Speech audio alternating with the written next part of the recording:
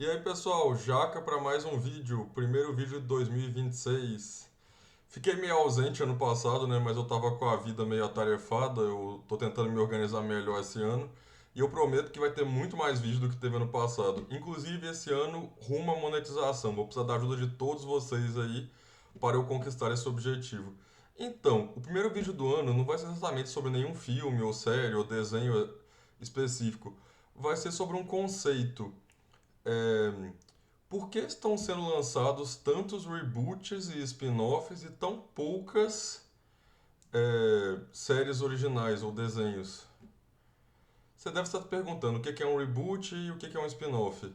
Bom, o reboot, também chamado de remake, é você refazer uma história do zero, uma nova versão dela.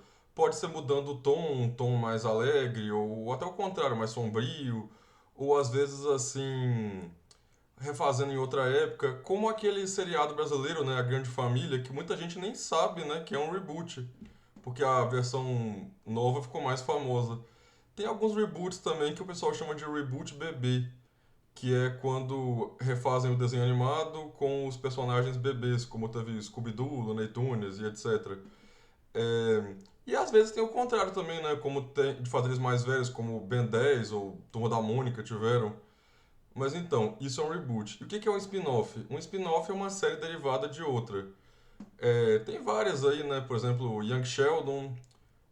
Young Sheldon, inclusive, é o que a gente chamaria de prequel, porque apesar de ser derivado, se passa antes, né? Explicando e mostrando assim a infância do Sheldon. Apesar, gente, que por mais que essa série seja boa, furo de roteiro não falta, né? Mas tudo bem, isso fica para outro vídeo. E ao contrário da prequel, também tem a sequel, né? Que se passa depois, assim. É muito comum isso também, né? As sequências, assim e tal. Isso é mais comum em filme do que série, mas tem em muitas séries também. Então, por que estão lançando muito mais reboots e spin-offs do que séries ou desenhos originais? Bom, isso aí vocês vão descobrir após a vinheta.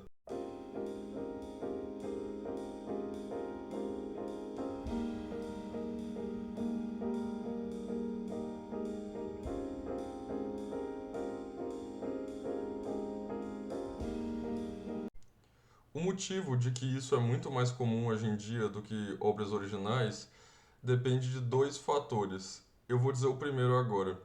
Nós já estamos no ano de 2026. A indústria da ficção já existe há mais de século. Se você contar mídias literárias e de quadrinhos, é bem mais até.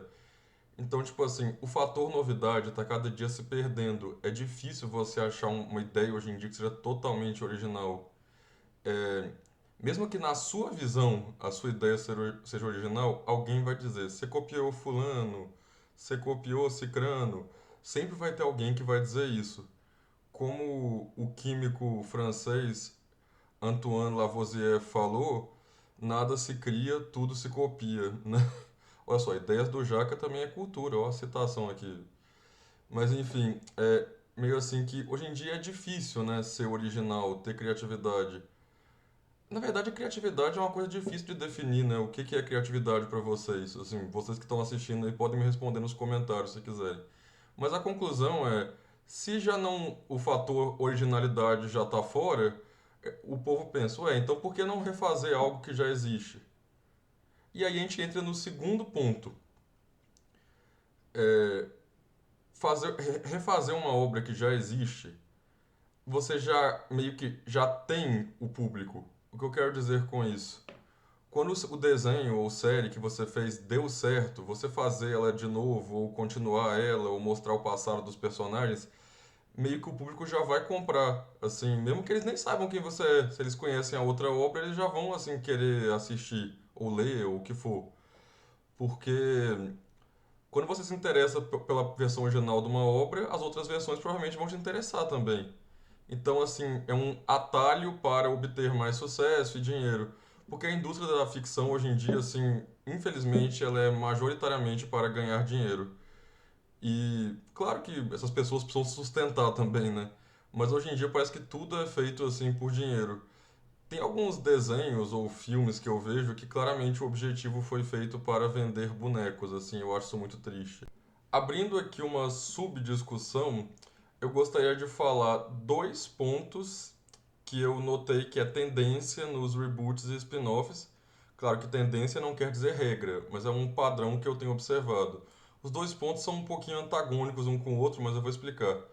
O primeiro ponto, os reboots ou spin-offs quase sempre são mais infantilizados, principalmente no caso de desenhos. Tem mais assim humor, uma energia mais leve. Por quê? Olha, é interessante notar, pesquisas assim indicam isso, que hoje em dia, além dos idosos, as pessoas que mais veem televisão são as crianças pequenas.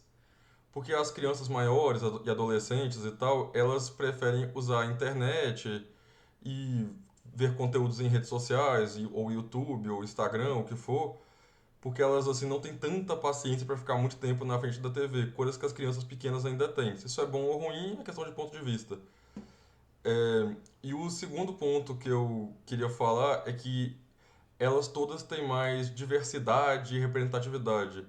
O que as pessoas, assim, resumidamente chamam de lacração, mas eu acho esse termo meio ofensivo, lacração. Mas o motivo disso é tipo assim, repara, as séries antigas, desenho animado não entra muito nesse método porque não envolve pessoas reais. Mas assim, seriados e filmes antigos assim, você repara, a imensa maioria dos atores ou personagens, eles não eram nenhuma minoria, nem racial, nem de sexualidade, ou pessoas PCD, ou o que fosse. E hoje em dia as pessoas têm mais preocupação em se sentir representadas na TV. Por isso eles buscam essa diversidade. Algumas pessoas podem contra-argumentar contra isso, dizer que isso é forçação, mas eu acho que não é ruim. Assim, é importante que todo mundo que esteja assistindo se sinta meio que parte daquilo. Afinal, entretenimento é para todos, né? Bom, pessoal, ficamos por aqui hoje. Eu acho que foi uma discussão interessante. Vocês me falem o que vocês acham do que eu falei, se vocês concordam, se não, ou querem acrescentar alguma coisa. O Ideias do Jaca vai continuar com as suas curiosidades e críticas normais, mas de vez em quando eu queria trazer uma discussão do mundo da ficção como essa aqui. Bom, espero que tenham gostado, pessoal, e abração do Jaca. Nos vemos em breve.